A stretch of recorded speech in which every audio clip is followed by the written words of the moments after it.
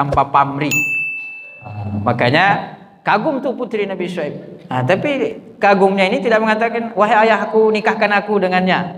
Tidak begitu dia. Putri Nabi Syuaib itu mengatakan apa? Wahai ayahku, upahkan dia. Itu sebagai sindiran. Tapi ayah yang hebat, dia ngerti itu bahwa anaknya lagi jatuh cinta. Makanya kata ayahnya apa bilangnya? Langsung dibilang kepada Nabi Musa bahwa inni uridu an ankihaka ihda banatayya. Aku ingin menikahkanmu dengan salah satu putriku. Itu langsung jawaban Nabi Syuaib alaihi salam kepada Nabi Musa. Tapi kata Nabi Syuaib apa? Anta jurani samaniyata hijaj. Tapi dengan syarat engkau bekerja kepadaku selama berapa? 8 tahun. Lama kan? Itu perjuangan Nabi Musa itu. Kalau sekarang alhamdulillah tidak semahal itu kan, cukup dengan seperangkat alat sholat. Tapi insya Allah semuanya berkah. Yang penting berkah kan. Nah itu intinya diantara sifat perempuan. Jadi kalau saya tanya tidak dijawab, itu bukan berarti tidak tahu, tapi malu-malu. Tapi kalau dalam majelis ilmu itu sebenarnya tidak ada malu-malu. Kalau dalam majelis ilmu kita tidak boleh malu. Maka kalau tahu jawab aja. Saya tanya jawab. Baik, kita lanjutkan. Jadi intinya bahwa Asmaul Husna itu mengandung daripada nama-nama Allah Subhanahu wa taala sebagai pengawas. Jadi mengawasi. Maka ada Ar-Raqib. Jadi Allah itu Maha mengawasi.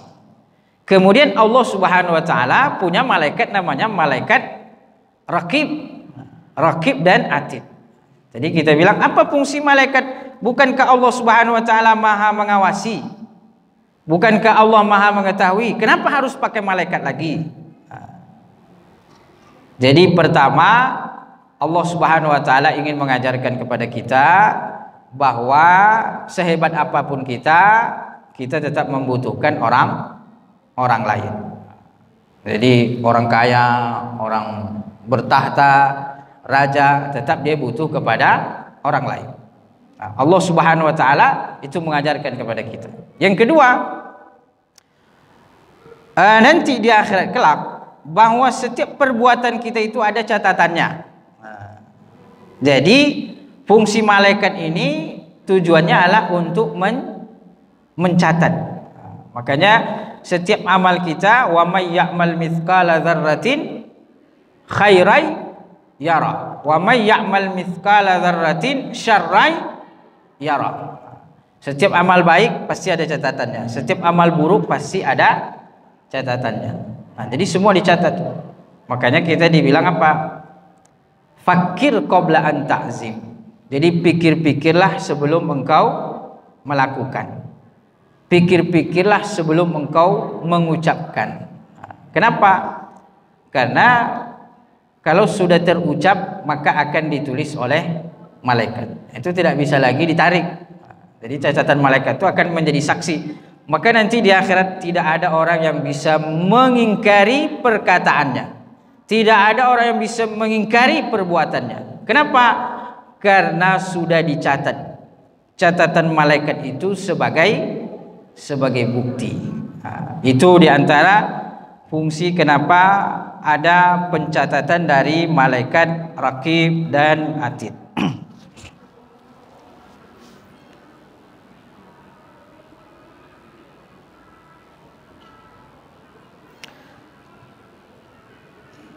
Kemudian para ikhwan dan akhwat yang dimuliakan Allah Subhanahu wa taala, selain daripada nama Ar-Raqib, ada juga Allah Subhanahu wa taala memiliki nama Al-Hafiz. Al-Hafiz. Al-Hafiz artinya apa? Menjaga. Jadi Allah Subhanahu wa taala maha penjagaannya di atas segala-galanya. Maka Allah Subhanahu wa taala disebutkan dalam Al-Qur'an, Inna Rabbi ala kulli syai'in hafiz. Allah Subhanahu wa taala maha penjaga di atas segala-galanya. Kemudian juga di dalam banyak ayat Allah disebutkan sebagai As-Sami'ul Basir. Jadi Allah itu maha mendengar dan maha melihat. Kan ada sifat 20 ya. Jadi mungkin sudah khatam kajian sifat 20. Dulu kita pernah mengkaji sifat 20. Masih ingat ya?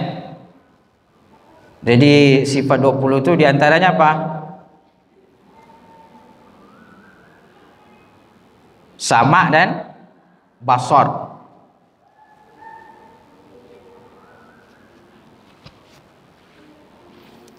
Nah, jadi intinya bahwa dalam kajian sifat 20 itu ada sama dan basar. Innahu huwas sami'ul basir. Itu banyak sekali ayat-ayat mengatakan tentang Allah maha mendengar dan Allah maha melihat. Jadi Allah Subhanahu wa taala maha mendengar dan maha melihat. Innahu huwas sami'ul basir. Itu menunjukkan bahwa Allah maha mendengar, Allah maha melihat terhadap setiap perbuatan kita. Itu makna apa? Makna daripada muraqabah. Jadi kita tahu bahwa setiap perbuatan kita dilihat oleh Allah, dan setiap perbuatan kita, setiap ucapan kita didengarkan oleh Allah Subhanahu wa taala. Innahu huwas sami'ul basir. Tetapi kalau dalam sifat atau kajian sifat 20 disebutkan apa? Bahwa pendengaran Allah itu beda dengan pendengaran makhluk. Penglihatan Allah beda dengan penglihatan makhluk. Allah tidak butuh mata untuk melihat. Allah tidak butuh telinga untuk mendengar.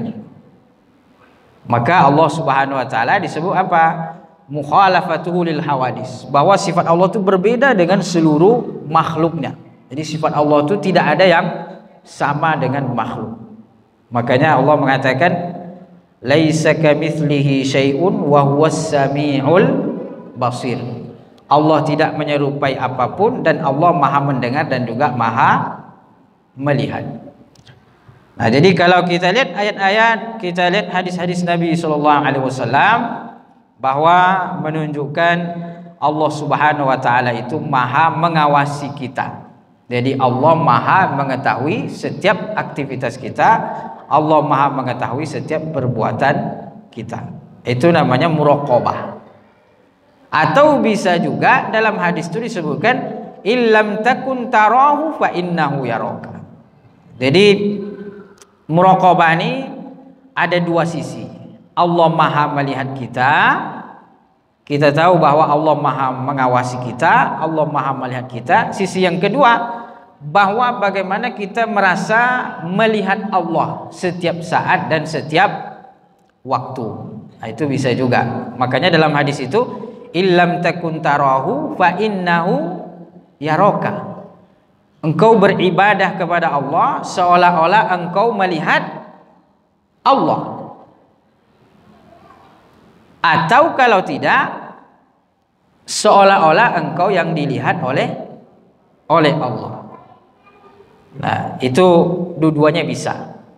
Tetapi yang muraqabah itu lebih kepada kita merasa diawasi oleh Allah, lebih kepada yang itu. Kalau kita merasa melihat Allah, itu lebih kepada namanya nanti musyahadah. Jadi ada muraqabah, ada musyahadah. Kalau musyahadah itu kan artinya menyaksikan. Nah, kalau muraqabah pengawasan. Makanya ada namanya riqabah syar'iyyah, pengawasan syariah. Nah, ini lembaga-lembaga keuangan syariah seperti bank syariah, leasing syariah, rumah sakit syariah, kemudian hijab syariah. Ada hijab syariah. Kalau hijab syariah berarti kebalikannya hijab yang tidak syariah. Nanti ada lagi laundry syariah. Nanti ada lagi untung tidak ada masjid syariah. Jadi semua masjid itu insya Allah syariah. Nah, itu setiap lembaga-lembaga keuangan atau lembaga-lembaga yang dia menempelkan syariah itu harus ada dewan pengawas syariahnya, bisnis apapun. Ya kecuali kalau misalnya ibu-ibu atau mbak-mbak nih buka toko, misalnya toko hijab. Nah, toko hijab syar'i atau hijab syariah, mungkin itu tidak butuh lah ya, pengawasan syariah. Tapi kalau seperti bank syariah, gadai syariah, leasing syariah, apa lagi, pokoknya semua yang mengatasnamakan syariah, usaha-usaha itu biasanya diharuskan ada dewan pengawas syariah. Dewan pengawas syariah itu disebut dengan ar-riqabah asy-syar'iyyah, pengawasan syariah, untuk memastikan bahwa syariahnya itu sesuai dengan syariah. Karena banyak juga orang sekarang kan ngaku-ngaku tuh syariah tetapi tidak ada syariahnya. Maka agar tidak ada pengaku-ngakuan, perlu dibuktikan secara real bahwa dia butuh pengawas syariah, dan pengawas syariah ini adalah orang yang paham terhadap syariah. Itu. Jadi muraqabah itu lebih kepada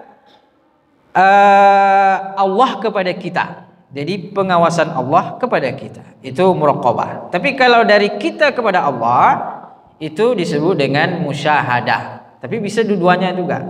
Jadi kita merasa melihat Allah. Itu dua-duanya bisa. Bagus. Maka kata Nabi SAW, beribadahlah engkau seolah-olah melihat Allah, musyahadah. Kalau tidak, seolah-olah engkau dilihat oleh Allah. Kira-kira bagus yang mana tuh? Bagus muraqabah atau bagus musyahadah? Bagusan yang mana?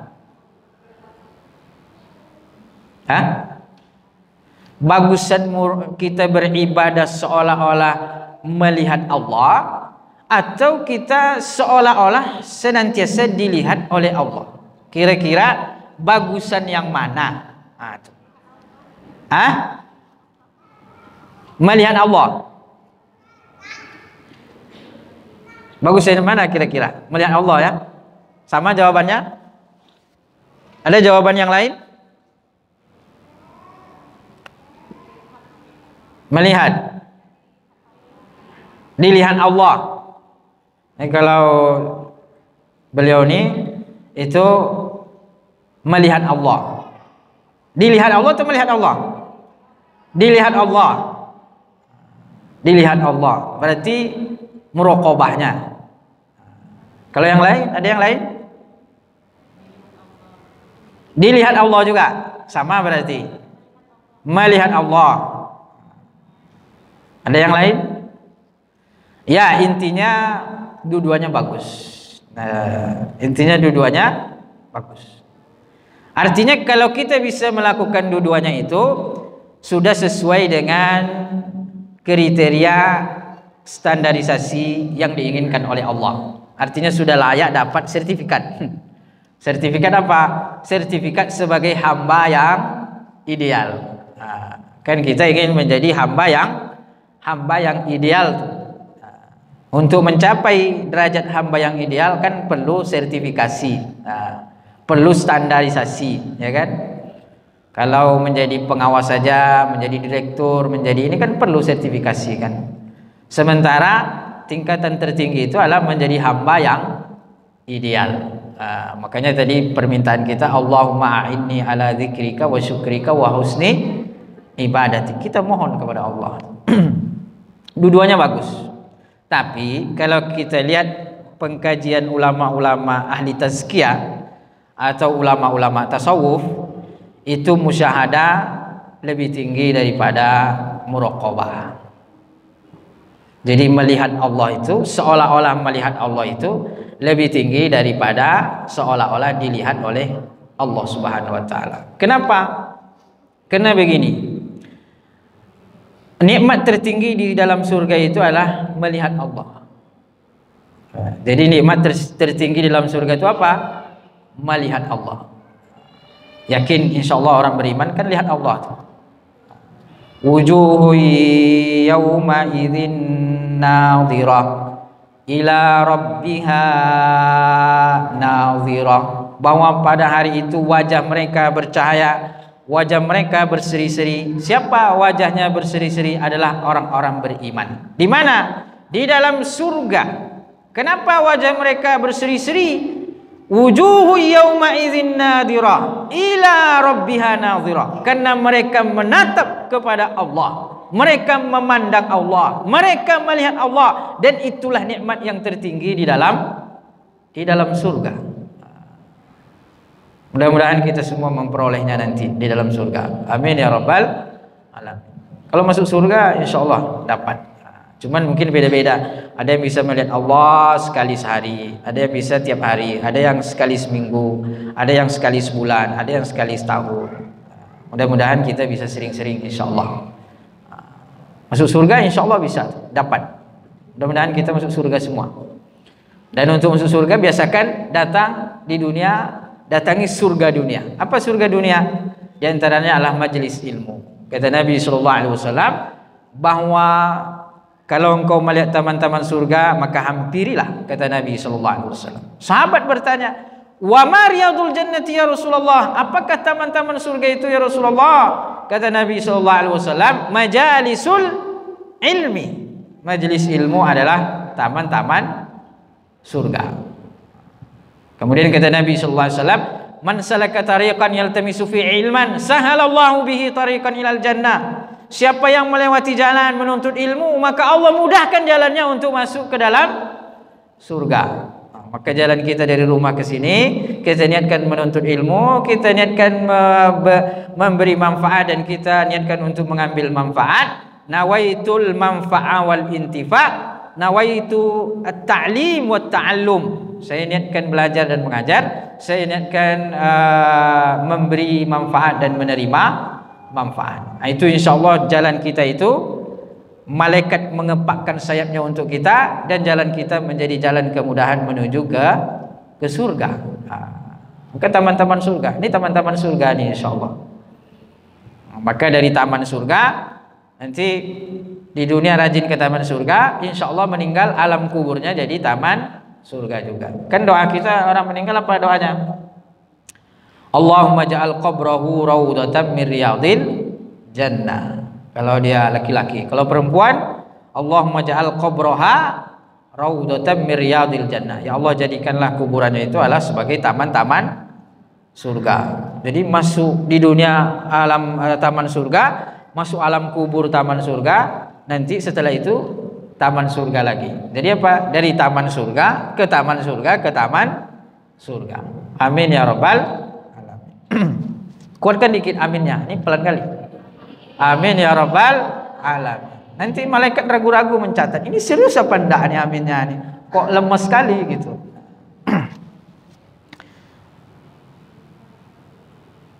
Nah, jadi kenapa tadi musyahadah itu bisa lebih tinggi? Karena itu pertama, bahwa nikmat tertinggi di surga adalah menyaksikan daripada melihat Allah Subhanahu wa taala. Kemudian kalau kita lihat penjelasan ulama juga bahwa ibadahnya orang musyahadah itu bisa jadi lebih nikmat daripada ibadahnya orang yang muraqabah. Kenapa demikian? Coba kalau sholat diawasi oleh orang tua, dulu ya, masih kecil-kecil kan. Kenapa sholatnya serius? Karena diawasi, ya kan? Kenapa kerjanya serius? Karena diawasi. Kenapa dia rajin datangnya tepat waktu? Karena ada absen. Kalau tidak nanti bisa dipotong gajinya. Jadi kenapa dia sungguh-sungguh? Karena diawasi. Coba kalau begini, dia datang cepat ke lapangan, belum waktunya dia sudah hadir gitu. Kenapa? Karena hobinya, karena dia suka gitu. Ini ada lomba masak-masak ibu-ibu kan. Wah, itu belum lomba masaknya jam berapa? Jam 7, jam 6 sudah hadir. Kenapa? Karena memang hobi masak, suka masak. Itu hobinya, kesukaan. Jadi dia diawasi atau tidak, dia menjalankan itu dengan nikmat. Kenapa? Karena kesukaan dia. Gitu. Daripada diawasi. Kalau diawasi itu kan biasanya kita tersiksa. Dilihat, diperhatikan, akhirnya kita menjaga menjaga image. Kalau kita tahu tempat itu diawasi oleh kamera kan jaga image tuh. Susahlah pokoknya kita. Diawasi, diperiksa, diperhatikan. Jadi batinnya itu tersiksa, tapi dia terpaksa. Tetapi itu bagus juga gitu. Artinya dia disiplin karena merasa diawasi. Jadi ibadahnya jalan karena merasa diperhatikan. Gitu. Tapi tentu beda ketika dia menjalankan sesuai dengan kehendaknya. Dia merasa bahwa dia menikmati, merasa dia bahwa itu adalah kesukaannya, merasa bahwa itu adalah sebuah kebutuhan, itu adalah sesuatu yang dia membuat hidupnya itu menjadi nikmat. Kan beda. Itu nanti perbedaannya di situ. Jadi ibadah yang kita buat karena merasa diawasi itu tentu berbeda dengan ibadah yang kita niat karena kita menikmati ibadah itu. Makanya Nabi SAW disebutkan apa? Nabi itu salat sampai bengkak kakinya. Nabi itu menikmati, bukan tertekan dengan ibadah itu, bukan berat. Bahkan Nabi mengatakan apa? Ju'ilatis salatu qurratu aini. Dijadikan salat itu adalah sebagai pelipur lara bagiku. Salat itu adalah sebagai hiburan bagiku, kata Nabi SAW.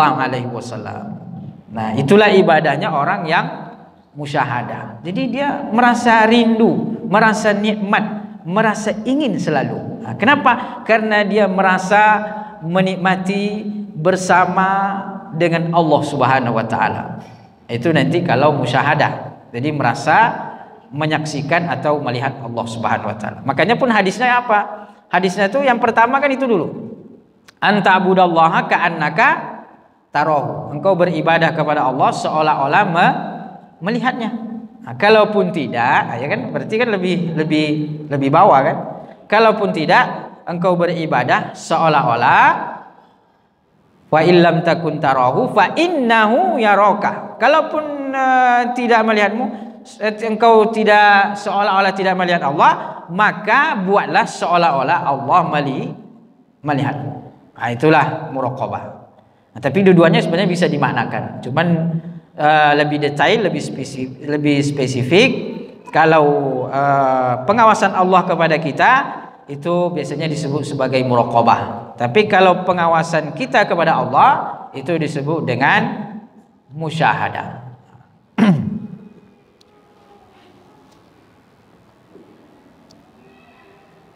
Kemudian kita masuk pada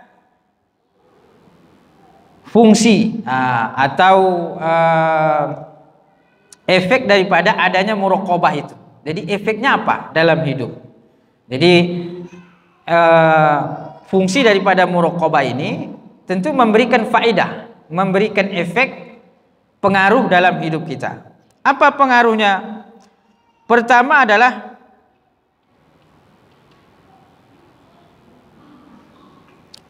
melaksanakan segala, berusaha untuk melaksanakan segala perintah Allah Subhanahu wa taala. Jadi karena kita merasa dilihat, merasa disaksikan oleh Allah Subhanahu wa taala, maka tentu kita berusaha untuk melaksanakan segala apa yang diperintahkan Allah Subhanahu wa taala. Makanya kata Nabi sallallahu alaihi wasallam, dan ini sesuai dengan perintah atau anjuran dari Nabi sallallahu alaihi wasallam, beliau mengatakan idza amartukum an syai'in fa'tu mastata'tu. Kalau aku perintahkan sesuatu maka laksanakan semampu. Dan kalau kularang maka tinggalkan. Jadi kata Nabi SAW, kalau ku perintahkan laksanakan semampu. Nah itu kalau perintah. Jadi perintah itu semampu kita. Kalau dia mampu sholat berdiri, sholatnya berdiri. Mampunya sholatnya duduk, sholatnya duduk. Mampu sholatnya berbaring, sholatnya berbaring. Tidak mampu berbaring, sholat dengan sholat dengan isyarat, dengan hati boleh, dengan gerakan mata boleh. Kalau sudah tidak bisa sama sekali, maka berarti alamat dia sudah harus disolatkan. maka sholatlah sebelum kamu disolatkan. Jadi perintah itu sesuai dengan kemampuan kita. Lalu kemudian dalam perintah ini, nah, terutama yang sifatnya wajib, nah, jadi kita berusaha untuk memenuhi semua apa yang diwajibkan Allah kepada kita. Dan alhamdulillah di dalam Islam itu yang wajib tidak banyak. Jadi kewajiban kita itu tidak banyak. Bisa kita lihat misalnya kewajiban sholat. Kewajiban sholat berapa kali dalam sehari semalam? Kan cuma 5 kali kan? Nah, walaupun awal syariatnya itu berapa? 50. Tapi alhamdulillah dengan adanya jasa Nabi Musa alaihissalam, jadi Nabi Musa itu sangat berjasa kepada kita. Kenapa? Karena Nabi Musa bertanya kepada Muhammad, wahai Muhammad, apa yang kamu dapat dari Allah, dari Tuhan? Nah, kata Nabi Muhammad SAW adalah sholat 50 kali dalam sehari semalam. Kata Nabi Musa, demi Allah umatmu tidak akan sanggup. Nah, maka minta lagi. Nah, itu kan jasa Nabi Musa alaihissalam. Bisa terbayang kalau misalnya sholat 50 kali dalam sehari semalam. Nah, itu berat ya. 5 kali aja rasanya baru azan, baru selesai sholat kan, baru kita pulang, Allahu Akbar, Allahu Akbar. Kok cepat kali ya? Padahal baru 5. Nah, coba kalau misalnya 50, belum masak udah azan lagi. Nah, baru mau melakukan sesuatu sudah azan lagi. Jadi kita bersyukur sholat itu hanya 5 kali dalam sehari semalam. Jadi nggak banyak yang wajib itu. Apalagi kewajiban kita. Kewajiban kita adalah berpuasa. Dalam 1 tahun kita wajib berpuasa selama 1 bulan saja. 1 bulan itu pun kadang-kadang orang merasa berat. Tapi memang berat sih puasa itu ya. Maka oleh karena itu ya diringankan bagi orang yang tidak mampu. Misalnya dia dalam keadaan musafir, boleh tidak berpuasa. Kenapa? Karena musafir. Atau dia sakit, boleh tidak berpuasa. Karena memang ibadah puasa itu adalah ibadah yang berat. Apalagi haji wajib. Tapi tengok apa kata Allah Subhanahu wa taala, walillahi 'alan nasi hijjul baiti man istata'a ilaihi